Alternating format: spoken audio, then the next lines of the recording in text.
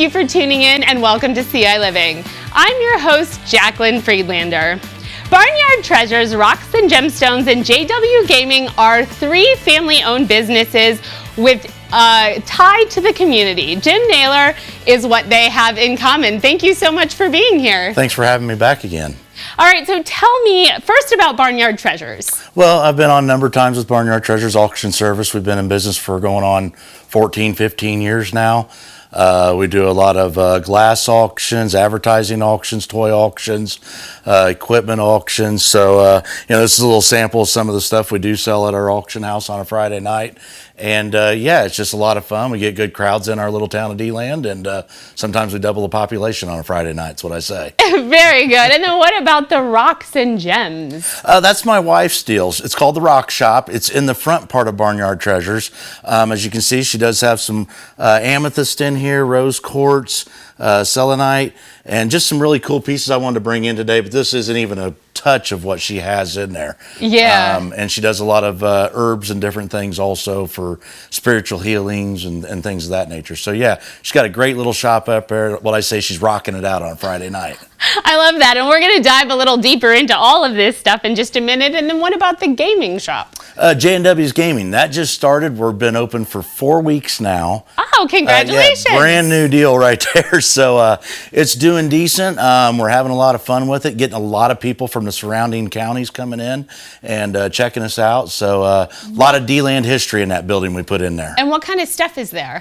We have drinks, we have slot gaming, and just the big part of Deland. I mean, I themed it after Deland, so a lot of history, pictures, artifacts, different things, and just made a really cool building out of it. Very good. Well, and walk me through some of this stuff that we have on this table. So a lot of this looks like really cool antiques. Yeah, we've got a little Structo truck sitting up here, nice little 7-Up cooler, has a little drainer on the end. Fenton cat, some nice handmade knives, another car, beautiful little Raggedy Ann lunchbox. Oh, with thermos. With thermos inside it. Oh, I love it. It's old school. And some of this I pulled right off the wagon from this week's sale. So some of these pieces will be selling Friday night. And so we were chatting about how your auction works and how it's a little bit different than a normal auction house. Can you talk a little bit about that? Well, I am kind of an R-rated auctioneer, as most people know. We can't do R at 3 p.m. No, I know we can't. But I have a lot of fun with it. I mean, we're kind of putting on a show for people. It's not just to sit here and sell something. It's to tell a story behind the piece if we have a story behind it. Talk about the family a little bit that maybe has brought these pieces in. And just give that history behind it. It gives a better connection to the items that we're selling. And I think it probably gives a little bit more sentimental value because I feel like a lot of people keep pieces that, mean something to them. And I feel like knowing the history of what it meant to the previous owner is really important. Very much, And we do a lot of glass auctions too. People, talk about glass. I mean, I got a few pieces here. I don't know if this will show up on camera. This is uranium Vaseline glass. It does glow. What is that? Uranium Vaseline? Yeah. Is that like the compound it's made out of, or is that like the brand? That's the compounds that's in there.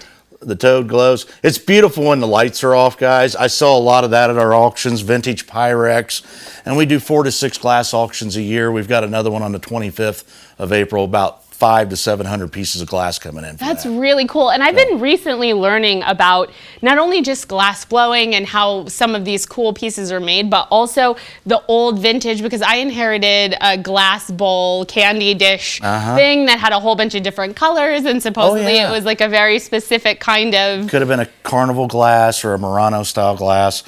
Without seeing it, I couldn't tell you. Yeah, exactly. I'll have to Antiques Roadshow it and bring it to your... I love talking about this stuff. Yeah, no. And now let's dive back into the crystals, because I very much am into gems and gemology and things like that. So what exactly do you know much about this? I know this is your wife's This is my wife's spin, and I'm sorry she couldn't be here today.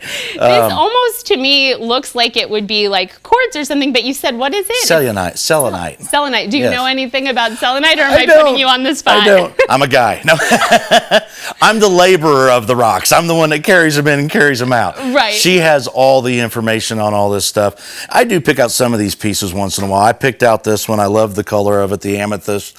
I like that it had the green in there. It was just a really nice color piece. Yeah, and it looks like it's part of a geode, because looking at the back of it, remember when I was young getting a geode that then they would cut open for you, and you would see if there was crystal or amethyst, or if it was just a pretty rock, something like this inside. And that was kind of half the fun, was cutting it open and seeing what the treasure was in the middle. Yeah, I actually do cut some of these open. We do buy geodes and then cut them open and sell them that way too. But a lot of these like this that are on stands are already pre-done for us. Right. So it's, you know, like I said, we've got some that are 3 foot tall. Yeah. In our building. You know, I've got a piece of rose quartz that weighs close to 200 pounds. So, right. I mean, you know, we do have some feature pieces that we may not sell, but we do have a lot of the other pieces. Somebody came in the other day, we had Star Wars in different quartz. Oh, wow. So all the Star Wars figures. That is cool. Like crafted. They're handcrafted Star Wars.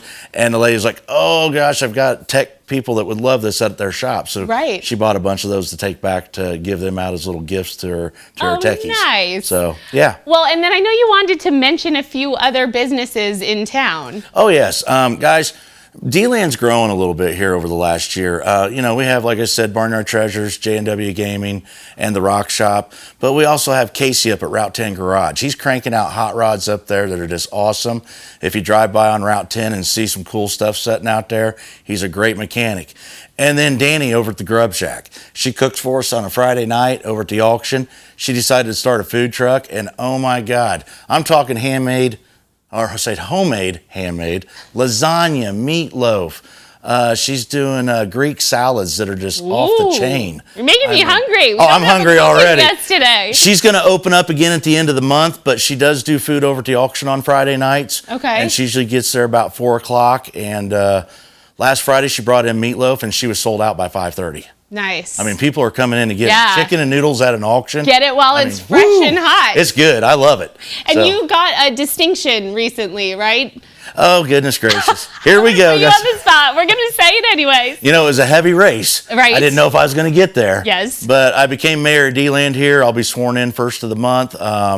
I'm hoping to bring more business into the town of Deland, work on other little projects that have been going on throughout the years, and just, you know, continue what Todd started in there. And I got to thank the town too. I mean, really, our board and everybody that's in there has been great with us over the year with business. So if you do have a small business or looking to do something, Deland is a really nice town to do something in, and I mean, we're appreciative of the businesses that have came in. And don't forget, Casey's up on Route 10 with their great donuts. So, well, congratulations, Mr. Mayor. Thank you so much for being here on ciLiving. I appreciate having me on. Thank you again.